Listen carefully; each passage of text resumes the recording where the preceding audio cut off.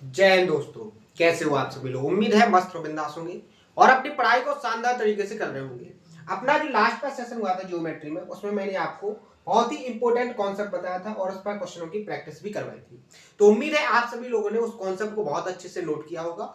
Note करने के बाद उसका रिवीजन किया होगा और जो मैंने आपको क्वेश्चन प्रैक्टिस करवाए थे, एक बार उनको खुद से आपने करने की कोशिश जरूर की होगी।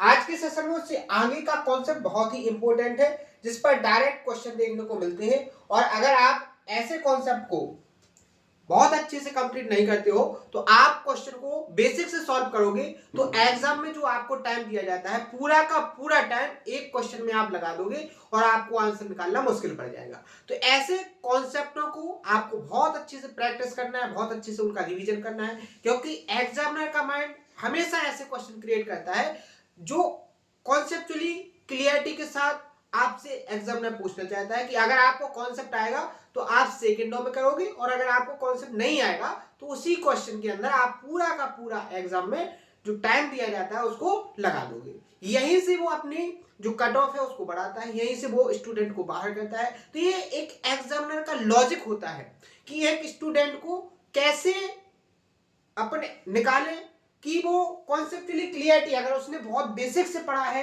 हर एक क्वेश्चन को कॉन्सेप्चुअली क्लियरिटी के साथ प्रैक्टिस किया है, तो वो इस क्वेश्चन को सॉल्व कर लेगा। वहीं जो थोड़ी थोड़ी ऊपर ऊपर तैयारी करने के बाद एग्जाम को देते हैं, उनको कैसे बाहर किया जाए, तो वो ऐसे क्वेश्चन एग्जाम में जरूर डालता है जिससे उसको एक कंफर्मेशन मिलती है कि एग्जामिनर ने जो क्वेश्चन क्रिएट किया है वो एक कॉन्सेप्चुअली क्लियरिटी के ऊपर किया है, जो विद इन टाइम में हो सकता था।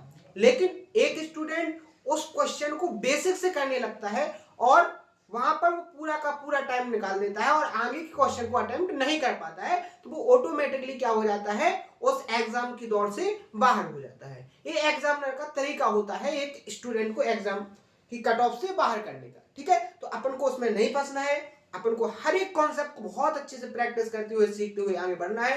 कंप्लीट सिलेबस को इसी तरीके से करना है कि एग्जाम में किसी भी कॉन्सेप्चुअली क्लियरिटी के साथ क्वेश्चन को क्रिएट कर ले, आप उसको विद इन टाइम के अंदर सॉल्व कर लो। ठीक है, तो अभी मैंने आपको जो लास्ट का सेशन हुआ था उसमें मैंने आपको बताया था कि अगर आपको लंब केंद्र दिया हो और सरकम सेंटर दिया हो किसी ट्राइंगल के अंदर, तो आप क्या देखोगे, ट्राइंगल के अंदर कब देंगे, जब ट्राइंगल आपका एक्यूट हो। तो आप वर्टेक्स से ऑर्थो सेंटर को मिलाओ, उसी वर्टेक्स से सरकम सेंटर को मिलाओ, तो ऑर्थो सेंटर के इस तरफ का जो एंगल बनेगा, सरकम सेंटर के इस तरफ का भी सेम एंगल बनेगा। विद प्रूफ के साथ मैंने आपको समझाया था, इसमें प्रूफ भी दिया था और कॉन्सेप्ट मैंने यहां आपको नोट करवाया था। ठीक है, कि यहां जो थीटा बनेगा यहां भी वो थीटा की वैल्यू होगी।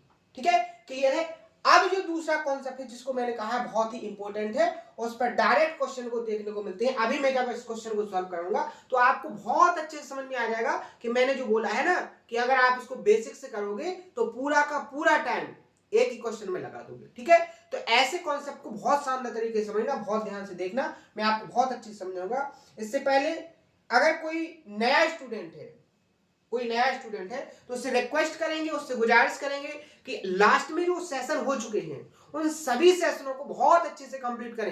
एक बार हो गए हैं, अगर आपको लगता है कि मुझे कहीं ना कहीं ज्योमेट्री के अंदर भी डाउट है तो उसको दोबारा पूरा कंप्लीट करें, क्योंकि आप ये देखोगे कोई भी सेशन अपना 30 से 35 मिनट से कोई सेशन बड़ा नहीं है। तो आप अगर आपने नॉर्मल स्पीड में अभी कंप्लीट किया फर्स्ट टाइम में, सेकंड टाइम में अगर आप उनको कंप्लीट करना चाहते हो तो उसको 1.5 या 2 की स्पीड में कंप्लीट करें। शानदार तरीके से आपकी प्रैक्टिस हो जाएगी, शानदार तरीके से आपका रिवीजन हो जाएगा और जो आपके डाउट है वो भी आपके एकदम क्लियर हो जाएंगे। तो ये तो तरीका है अपने आप को कि आप कैसे जो पढ़ाया गया है उसको कैसे प्रिपेयर करें, कैसे उसको बहुत अच्छे से कंप्लीट करें। ठीक है, तो इसी तरीके से आपको कंप्लीट करना है।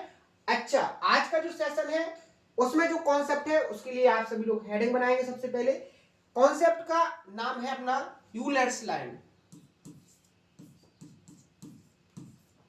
यूलर्स लाइन, ये जो कॉन्सेप्ट दिया था, जो मैथमेटिशियन थे यूलर्स, उन्हें अपने नाम पर ही रखा है। इसकी कोई हिंदी नहीं है, हिंदी भी यूलर्स लाइन है और इंग्लिश में भी इस कॉन्सेप्ट का नाम यूलर्स लाइन है।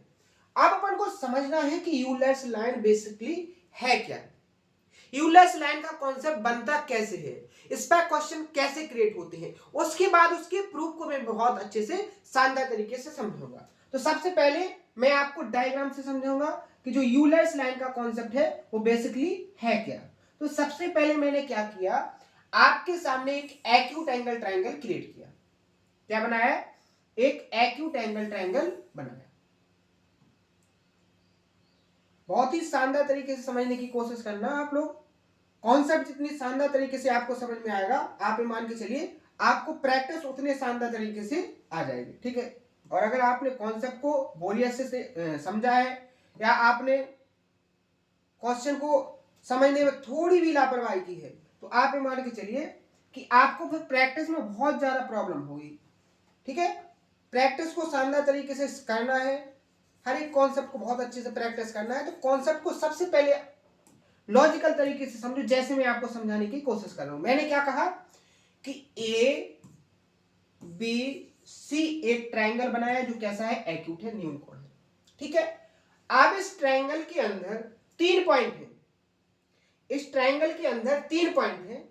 पहला पॉइंट है आपका यहां पर, ये है आपका क्या, ऑर्थो सेंटर। उसके बाद दूसरा पॉइंट है यहां पर, ये आपका है सेंट्रोइड। और तीसरा जो पॉइंट है वो है आपका यहां पर, ये है आपका क्या, सर्कमसेंटर। यानी एक एक्यूट एंगल ट्रायंगल है जिसके अंदर 3 पॉइंट हैं। तीनों पॉइंट क्या है, एक ऑर्थो सेंटर है, दूसरा सेंट्रोइड है, और तीसरा आपका सर्कम सेंटर है। यहां पर बात करेंगे एच अपना क्या है, तो एच यहां पर है आपका ऑर्थो सेंटर, एच आपका यहां पर है ऑर्थो सेंटर। हिंदी में इसको बोलेंगे अपन क्या, लंबकेंद्र। सभी को बहुत अच्छे से पता चल गया होगी कि ऑर्थो सेंटर क्या है अपना, लंबकेंद्र, ठीक है। इसके बाद बात करेंगे जी की, तो यहां जो जी है, जी आपका क्या है यहां पर, सेंट्रोइड। क्या है अपना, सेंट्रोइड।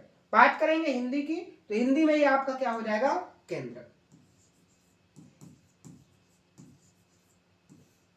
क्लियर। तीसरा जो बात है आपका ओ, ओ यहां पर आपका क्या है, वो आपका यहां पर है सर्कम सेंटर, यानी कि परिकेंद्र। एक एक्यूट एंगल ट्रायंगल एबीसी है जिसके अंदर 3 पॉइंट है, एच जी ओ। तीनों पॉइंटों को मैंने बता दिया कि एच आपका क्या है यहां पर, ऑर्थो सेंटर, जी आपका है सेंट्रोइड, और ओ आपका है सर्कम सेंटर। क्लियर है यहां तक। तो कॉन्सेप्ट कहता है कि ये जो तीनों पॉइंट है, तीनों पॉइंट एक ही लाइन पर होते हैं, यानी कि ये जो तीनों पॉइंट है एक ही लाइन पर होते हैं। क्या होते हैं, ये जो तीनों पॉइंट है ये सेम एक ही लाइन पर होते हैं, और इसी को कहा गया है यूलर्स लाइन। इसी को क्या बोला गया है, यूलर्स लाइन बोला गया है। ये जो तीनों पॉइंट हैं ये सेम लाइन पर होते हैं, और इसी को बोला गया है अपना यूलर्स लाइन। ये जो लाइन है आपकी, ये क्या है, यूलर्स लाइन। ये आपकी क्या है, यूलर्स लाइन। जो ये यूलर्स लाइन है, तो यूलर्स ने जो कॉन्सेप्ट दिया था, कॉन्सेप्ट दिया था क्या, कि यहां पर एच जी से जो जी ओ का रेशियो होता है, ध्यान समझना, एच जी से एच जी से एच जी से एच जी से जो जी ओ का रेशियो होता है, ये 2:1 होता है। क्या होता है, 2:1 होता है। यहां पर एच जी से जीओ का जो रेशियो होता है वो 2:1 होता है। कैसे, 2:1। समझे। यूलर्स ने कॉन्सेप्ट दिया है, यूलर्स ने कॉन्सेप्ट दिया है कि यहां पर एक एक्यूट एंगल ट्रायंगल है, एक्यूट एंगल ट्रायंगल के अंदर 3 पॉइंट हैं। तीनों पॉइंट के नाम क्या है, सबसे पहला पॉइंट है आपका ऑर्थो सेंटर, उसके बाद है सेंट्रोइड, उसके बाद है सर्कम सेंटर। तो यहां पर आपका जो दो रेशियो बनेंगे एच जी रेशियो जीओ, ये हमेशा और हमेशा दो रेशियो एक में होते हैं। ठीक है, एक कॉन्सेप्ट दिया है यूलर्स ने, तो सबसे पहले आप इसको नोट कर लें, सबसे पहले आप इसको नोट कर लें, इसका डायग्राम बना लें, इसको बहुत ध्यान से समझने की कोशिश करें। अब जैसे बहुत सारे स्टूडेंट ऐसे होंगे कि ये तो रेशियो एक कैसे हो गया, तो उसके लिए प्रूफ के लिए अपन नेक्स्ट स्लाइड पर चलेंगे और शानदार तरीके से मैं आपको समझाऊंगा। ध्यान से समझना। जैसे कॉन्सेप्ट क्या है, एक ट्रायंगल, मैंने फिर से आपके सामने एक ट्रायंगल बनाया, ये बना लिया। अब मैं आपको वो चीज समझाऊंगा, वो कॉन्सेप्ट समझाऊंगा, वो डाटा समझाऊंगा कि यहां पर जो आपका दो रेशियो एक बन रहा है वो कैसे बन रहा है। ठीक है, ध्यान से समझना आप। ये हो गया आपका ट्रायंगल ए बी, डायग्राम को थोड़ा बहुत अच्छा बन, डाउट रहे ही ना।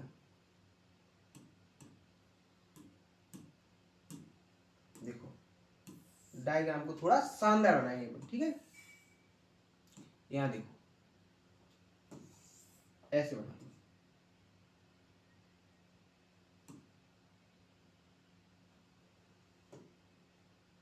ठीक है। ये बन गया आपका ट्रायंगल ए बी और सी।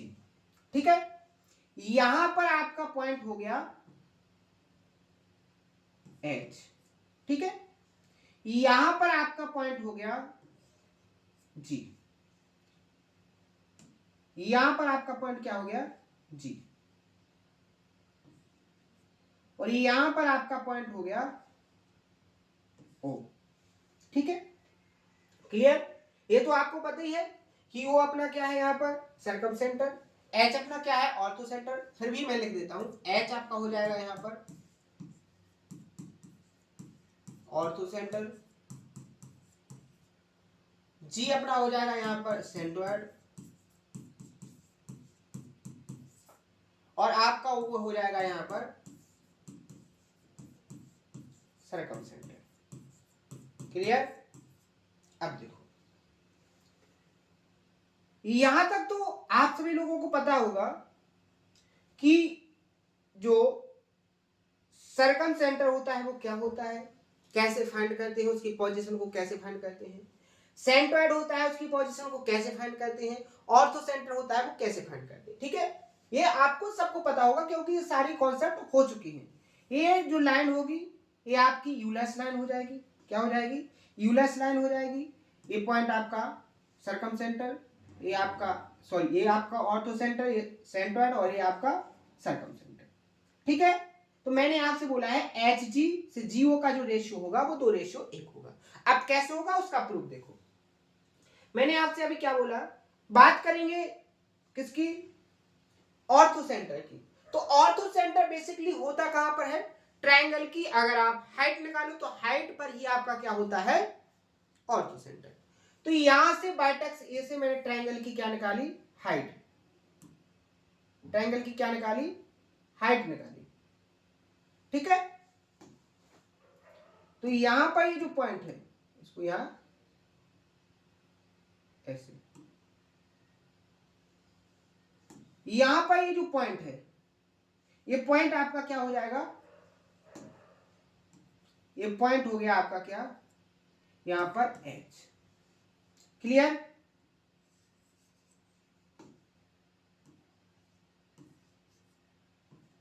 ये पॉइंट आपका क्या हो गया एच। ये यहां जो एंगल बनेगा वो 90 डिग्री का बनेगा। क्लियर, यहां पर जो एंगल बनेगा वो कितने डिग्री का बनेगा आपका 90 डिग्री का। यहां तक किसी को कोई डाउट। बात करेंगे सर्कम सेंटर की। तो अगर कोई ट्रायंगल है, अगर कोई ट्रायंगल है तो जो सर्कम सेंटर बनता है ट्रायंगल के परपेंडिकुलर बाइसेक्टर पर बनता है, यानी कि वो अपोजिट साइड को दो इक्वल भाग में डिवाइड करेगा पार्ट में, यानी कि ये दोनों इक्वल होंगे और यहां जो एंगल बनेगा वो 90 डिग्री का होगा। तो इसी लाइन पर कहीं ना कहीं क्या होता है सर्कम सेंटर। तो बात करेंगे यहां पर, अगर आप ओ से यहां परपेंडिकुलर खींचोगे, इस तरीके से खींचेंगे, तो यहां पर आप देखोगे अगर ये पॉइंट आपका एम हो गया तो जो लेंथ आपकी बी एम की होगी वही लेंथ आपकी एम से सी की होगी। क्लियर है कि नहीं? और यहां पर जो एंगल बनेगा वो 90 डिग्री का बनेगा। यहां तक किसी को कोई प्रॉब्लम, किसी को कोई भी समस्या नहीं होनी चाहिए। ठीक है, यहां तक शानदार तरीके से समझ में आ जाना चाहिए। अब जैसे मैं आपसे पूछूं कि अपना जो सेंट्रॉइड होता है, सेंट्रॉइड होता क्या है बेसिकली, तो सेंट्रॉइड होता है अपना तीनों मीडियंस जो ट्रायंगल की होती है, तीनों मीडियंस का जो इंटरसेक्ट पॉइंट होता है, जो प्रतिच्छेद बिंदु होता है, वही अपना क्या होता है, सेंट्रॉइड। तो आप वर्टेक्स ए से मीडियन खींचोगे तो वो यहां पर जाके मिलेगी कि नहीं मिलेगी, क्योंकि मीडियन क्या करती है, अपोजिट साइड को इक्वल दो पार्ट में डिवाइड करती है। तो जो लेंथ बीएम की होगी वही लेंथ एमसी की होगी। और ये आपको कैसे पता चल गया, क्योंकि ये आपका क्या था यहां पर, ये आपका था यहां पर सेंट्रॉइड, सर्कमसेंटर। सर्कमसेंटर भी अपोजिट लेंथ को परपेंडिकुलर बाइसेक्टर में मिलता है। ठीक है, तो यहां पर आके मिलेगा। क्लियर है यहां पर? अब थोड़ा डायग्राम को अच्छा बना लो।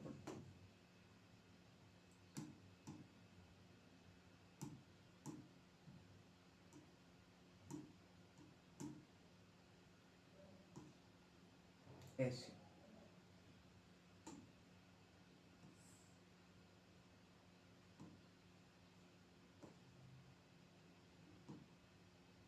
बहुत ही लॉजिकल तरीके से समझाने की कोशिश कर रहा हूं, बहुत शानदार तरीके से आपको इसको समझना है। ठीक है,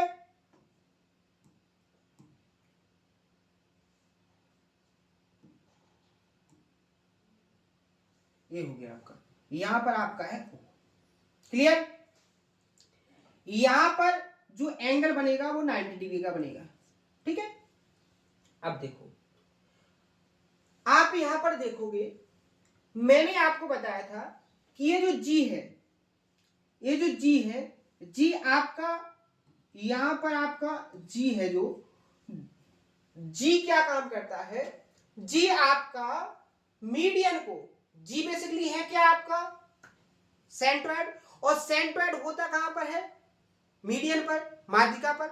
और ये मीडियन को क्या करता है, 2:1 में डिवाइड करता है। यानी आपका ए जी का जो रेशियो होगा वो 2 यूनिट होगा, और जी एम का जो रेशियो होगा वो 1 यूनिट होगा। क्लियर है यहां तक? किसी को कोई डाउट? देखो, बहुत सारा जो अभी तक आप पढ़ चुके हो पूरा का पूरा आपको आना चाहिए, तभी आपको ये कॉन्सेप्ट समझ में आएगा। और मैं बहुत धीरे इसको समझाने की कोशिश कर रहा हूं कि आपको समझ में आ जाए, क्योंकि इस पर डायरेक्ट क्वेश्चन देखने को मिलते हैं। ठीक है, यहां देखो, आप यहां पर देखोगे तो आपको दो ट्रायंगल नजर आएंगे। कौन से? यहां पर देखो, A G H, A G H, triangle A G H, और दूसरा ट्रायंगल आपको दिखाई देगा एम जी एच। देखो कौन सा, हाईलाइट करके भी मैं आपको दिखाऊंगा। यहां आपको एक ट्रायंगल देखो, एक ट्रायंगल ये नजर आएगा, आ रहा है नजर, जी एम ओ। दूसरा ट्रायंगल आपको ये वाला नजर आ रहा है, आ रहा है कि नहीं आ रहा? ये जो दो ट्रायंगल हैं, आप जब बहुत अच्छे गौर से देखोगे तो आपको पता चलेगा कि ये दोनों ट्रायंगल जो हैं एक दूसरे के कैसे हैं, सिमिलर हैं। कौन से? एम जी ओ, एम जी ओ, ये एक दूसरे के कैसे हैं, सिमिलर हैं। कैसे, उसको समझ लो, सिमिलर कैसे हैं। आप यहां पर देखो, आप यहां पर देखोगे कि यहां पर ये जो 90 डिग्री का एंगल बनाई लाइन, और ये भी 90 डिग्री का एंगल बनाई, यानी ये दोनों लाइन एक दूसरे के कैसे हो जाएंगी, पैरेलल। कैसे हो जाएंगी, पैरेलल। और जो पैरेलल लाइन होगी वो आपकी ये पैरेलल लाइन हो गई, और आपकी ये ट्रांसवर्सल लाइन होगी एच ओ। तो जो करस्पॉन्डिंग एंगल्स होंगे, अल्टरनेट एंगल होंगे, वो कैसे होंगे, इक्वल वैल्यू के। बात समझ में आई? तो आप यहां पर देखोगे, जो एंगल यहां पर ये बनेगा वही एंगल आपका ये होगा। ठीक है, अल्टरनेट एंगल। जो एंगल आपका ये होगा वही एंगल आपका ये होगा, अल्टरनेट एंगल। और आपका ये एंगल और ये एंगल एक दूसरे के कैसे हो जाएंगे, वर्टिकली अपोजिट एंगल। क्लियर है? अगर किसी ट्रायंगल के तीनों एंगल एक दूसरे के इक्वल हो जाएंगे तो आप उसको क्या कह सकते हो कि वो दोनों ट्रायंगल एक दूसरे के कैसे हो गए, सिमिलर हो गए। और अगर सिमिलर हो गए तो जो करस्पॉन्डिंग साइड्स का रेशियो होगा वो रेशियो कैसा होगा, इक्वल होगा। तो आप यहां पर देखोगे सबसे पहले आपने ट्रायंगल लिया है क्या, AGH। तो आपकी सबसे पहली करस्पॉन्डिंग साइड क्या बनेगी, AG रेशियो MG, ए इक्वल होगी GH या HG, कैसे भी लिख लो, और GO, यही होगा। कैसे, ए वाला और ए वाला। अब जो तीसरी साइड बनेगी वो कैसे निकलेगी, AH और MO, AH रेशियो MO क्या होगा, यहां पर देखो AG रेशियो GM, या GM लिख लो या MG लिख लो, कुछ भी लिख लो, बात एक ही है, GM। ये जो रेशियो है वो क्या है, 2:1। ये जो रेशियो है वो क्या है, 2:1। मैंने पहले बता दिया ये जो रेशियो है वो क्या है, 2:1। तो मैंने आपसे क्या कहा था, मैंने आपसे कहा था कि जो यूलर्स ने कॉन्सेप्ट दिया है, यूलर्स ने कॉन्सेप्ट दिया है कि किसी भी एक्यूट एंगल ट्रायंगल के अंदर ऑर्थोसेंटर, सेंट्रॉइड और सरकमसेंटर तीनों एक ही लाइन पर होते हैं और इनका जो रेशियो होगा सेंट्रॉइड से सॉरी ऑर्थोसेंटर से सेंट्रॉइड का और सेंट्रॉइड से सरकमसेंटर का ये जो रेशियो होगा ये हमेशा और हमेशा क्या होगा, 2:1 होगा। कॉन्सेप्ट समझ में आ गया, प्रूफ समझ में आ गया, बहुत शानदार तरीके से मैंने आपको समझाया है। आप यहां पर अगर इस कॉन्सेप्ट को याद रखोगे तो बहुत सारे ऐसे क्वेश्चन एग्जामिनर क्रिएट करता है जिनको आप विद इन टाइम में सॉल्व करोगे, और आपको ये कॉन्सेप्ट नहीं आएगा और आप उस क्वेश्चन को बेसिक से करोगे तो बहुत ज्यादा टाइम वेस्ट कर लोगे, या कह सकते हो कि आपको एग्जाम में जो टाइम दिया गया है पूरा का पूरा टाइम एक ही क्वेश्चन में आप लगा दोगे। ठीक है, तो मैंने आपको कॉन्सेप्ट समझाया है, कॉन्सेप्ट का नाम है यूलर्स लाइन। सबसे पहले मैंने आपको कॉन्सेप्ट को डायग्राम से समझाया था। कैसे, डायग्राम से समझाया था, मैंने आपसे बोला था कि इसको आप नोट कर लो। आपका ये जो कॉन्सेप्ट है बहुत ही इंपॉर्टेंट कॉन्सेप्ट है, और जब कोई कॉन्सेप्ट इंपॉर्टेंट हो तो आप सबसे पहले मैंने कहा है उसको नोट करो, क्योंकि हर एक कॉन्सेप्ट का आपको प्रूफ आ जाए इसकी कोई जरूरत नहीं है। आप प्रूफ को सीखो या ना सीखो कोई दिक्कत नहीं है। प्रूफ तो मैं किस लिए बताता हूं आपको, प्रूफ बताने के पीछे का मेरा एक लॉजिक है। वो लॉजिक क्या है कि ऐसे बहुत सारे स्टूडेंट हैं जो अपने आप को मैथ में उतारना चाहते हैं, मैथ को अपनी इंटरेस्टिंग तरीके से सीखना चाहते हैं, वो खुद से बहुत सारे कॉन्सेप्टों को बनाना चाहते हैं। तो मैं उनको वो गाइडलाइंस देने की कोशिश करता हूं प्रूफ के थ्रू, कि हर एक कॉन्सेप्ट का जब मैं आपको प्रूफ समझाऊंगा तो आपको वो गाइडलाइंस मिले, वो आपको की पॉइंट्स मिले कि एक कॉन्सेप्ट बनता है तो वो कैसे बन जाता है। समझ में आया ना?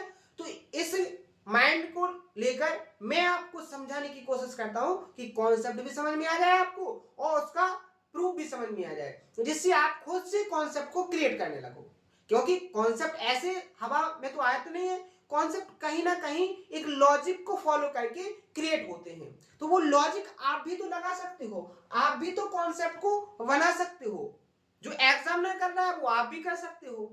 तो वो लॉजिक जब आपके माइंड के अंदर सेट हो जाएगा तो एक एग्जामिनर कैसे भी क्वेश्चन क्रिएट कर ले, आप शानदार तरीके से उसको ऑब्जर्व कर लोगे और क्वेश्चन को विद इन टाइम के अंदर सॉल्व कर लोगे।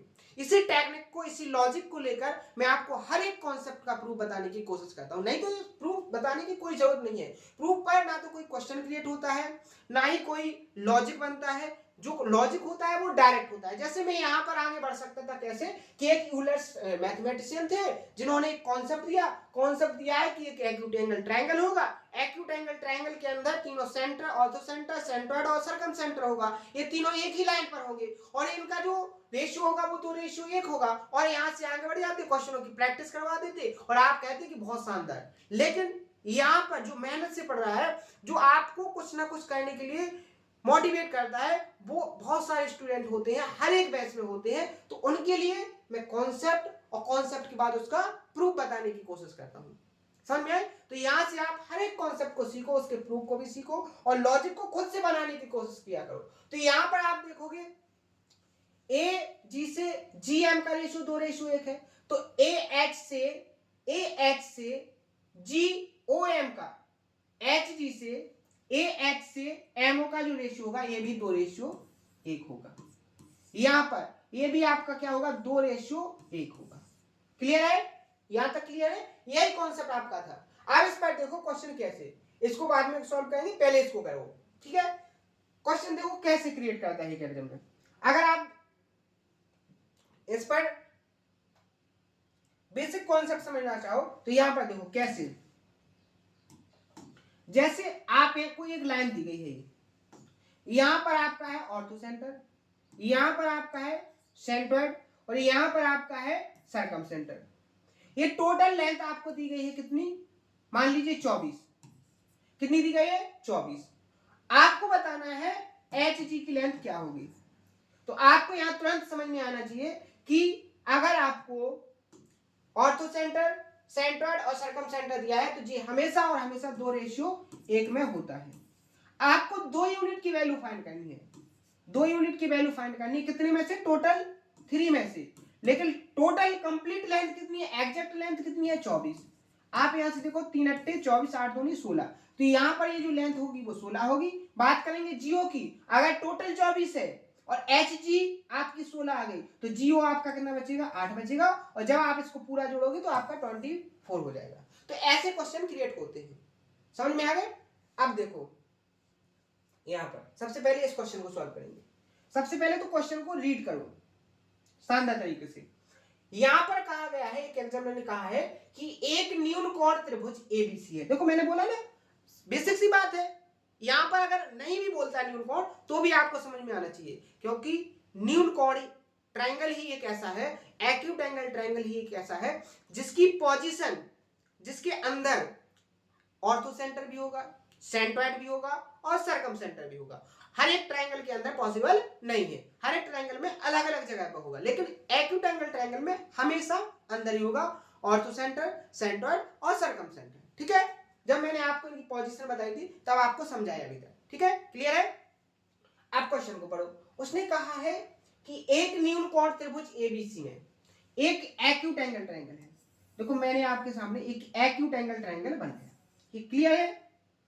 ये बन गया आपका ए, बी और सी।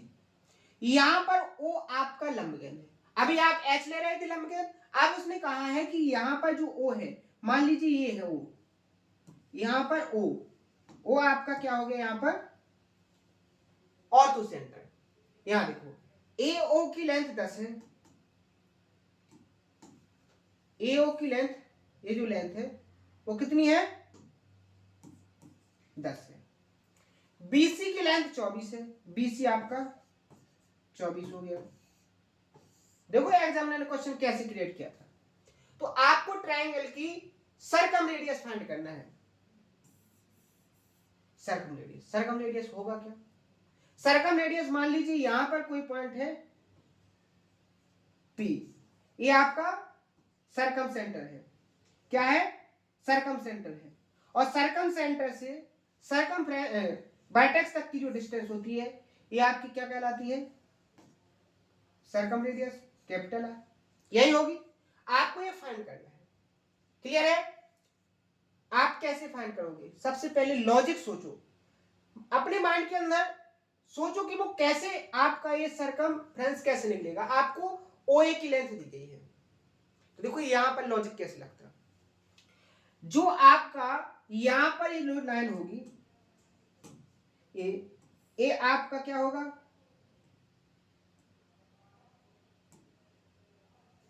इसको रुको, ऐसे बनाओ, डायग्राम भी लगना चाहिए कि हाँ ऐसे। ठीक है? यहां पर आपका कोई पॉइंट है P, और आपका जो सरकमफ्रेंस होती है, जो सरकम सेंटर होता है वो परपेंडिकुलर बाइसेक्टर से बनता है। यहां पर आपका कोई पॉइंट हो गया P। ठीक है? यहां आप देखोगे अगर ये टोटल कितनी है 24, तो जो लेंथ आपकी ये होगी वही लेंथ आपकी ये होगी, ठीक है। अगर ये 24 है तो ये आपकी 12 होगी, तो ये भी आपकी 12 होगी। क्लियर है? आपको P से C की लेंथ सर्कम रेडियस को फाइंड करना है। कैसे निकलेगा? आप यहां पर देखोगे ये 90 डिग्री बनाएगा, क्योंकि सर्कम सेंटर परपेंडिकुलर बाइसेक्टर पर बनता है, ठीक है। आपको अगर राइट एंगल में दो साइड दी गई हो तो आप तीसरी साइड को ऑटोमेटिकली निकाल सकते हो। क्लियर है? अब आप कैसे निकालो किसी एक साइड को? तो आपको नजर आ रहा है कि यहां OA से जो, अगर मान लीजिए यहां पॉइंट M है, OA से PM का रेशियो 2:1 होगा। अगर यहां पर 2 की वैल्यू 10 है 5 गुना, तो यहां 1 की वैल्यू भी 5 गुना, यानी ये 5 होगा। कैसे? कॉन्सेप्ट देखो ये वाला, यहां एक कॉन्सेप्ट मैंने आपको बताया था, ये आपका क्या था? ऑर्थो सेंटर तक की डिस्टेंस, और ये आप सर्कम सेंटर से साइड तक की डिस्टेंस। इनका जो रेशियो होता है 2:1। अगर 2 की वैल्यू आपकी 10 है तो 1 की वैल्यू, अगर 2 की वैल्यू 10 है 5 गुना, तो 1 की वैल्यू भी 5 गुना होगी। कॉन्सेप्ट समझ में आया? देखो लॉजिक शानदार तरीके से पूछता है, ठीक है। यहां पर ये 5 हो गया आपका, 5 हो गया ये 12। टेप्लेट्स याद करो, 5 12 13, तो हाइपोटेन्यूज आपका क्या हो जाएगा? 13, यानी कि सर्कम रेडियस आपकी हो जाएगी 13 यूनिट। ऑप्शन नंबर बी यहां पर क्या हो जाएगा आपका करेक्ट आंसर। तो ऐसे शानदार तरीके से पूछता है। ऐसा नहीं है कि आपने कॉन्सेप्ट को सीधा सीख लिया तो एग्जामिनर सीधे ही पूछे, वो उसको कैसे भी पूछ सकता है, वो लैंग्वेज को कैसे भी मॉडिफाई कर सकता है, ठीक है। समझ में आया? देखो मेहनत करो, कॉन्सेप्ट को सीखो, उनका रिवीजन करो, और उन पर जो क्वेश्चन बनाए गए हैं, जो मैं आपको प्रैक्टिस करवाता हूं, उनकी प्रैक्टिस करो। और भी आपके पास अगर टाइम बचता है तो बहुत सारे ऐसे प्लेटफॉर्म हैं जिन पर जो लास्ट ईयर के जो एग्जाम्स हैं, उन सारे एग्जाम्स की PDF आपको मिल जाएगी। आप उनको सॉल्व करने की कोशिश करो, आपको पता चलेगा कि एग्जाम में ज्यादा कुछ चेंजेस नहीं लाता है। एग्जाम में वो छोटे छोटे की पॉइंट्स को चेंज करता है और नए क्वेश्चन को क्रिएट कर देता है, और आप उन कॉन्सेप्ट को ऑब्जर्व करना शानदार तरीके से सीख जाओगे, बहुत अच्छे से सीख जाओगे। लेकिन सीखोगे कब? जब बहुत ज्यादा मेहनत करोगे, आप बहुत ज्यादा क्वेश्चनों की प्रैक्टिस करोगे। समझ रहे हो ना? जैसे हर एक कॉन्सेप्ट मुझे ऑब्जर्व हो गया, कैसे हुआ? ये पॉसिबल कैसे हुआ? जब मैंने बहुत सारे क्वेश्चनों की प्रैक्टिस की है। समझ रहे हो ना? तो यही है एक वे आपके लिए, जो आपको बहुत शानदार तरीके से हर एक कॉन्सेप्चुअल क्लियरिटी को बहुत अच्छे से मजबूत करवा सकता है। प्रैक्टिस, ओनली और ओनली प्रैक्टिस। आप जितनी ज्यादा प्रैक्टिस करोगे, आप उतनी अच्छे से निखर के निकलोगे, ठीक है। एक क्वेश्चन जो मैंने अभी